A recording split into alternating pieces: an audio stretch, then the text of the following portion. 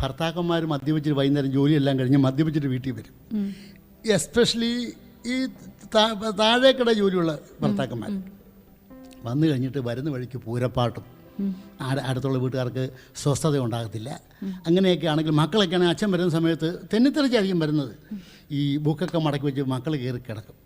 അപ്പോഴും ഇങ്ങനെയൊക്കെ ആണെങ്കിൽ തന്നെ ഈ മദ്യപാനിയായ ഭർത്താവിനെ നോക്കി ഭാര്യ വാദപ്പടിയൽ ഇതിങ്ങനെ നോക്കി ഒരിപ്പാ. അയൽക്കാരുറങ്ങിയല്ലോ അതിയാനുമെത്തിയല്ലോ,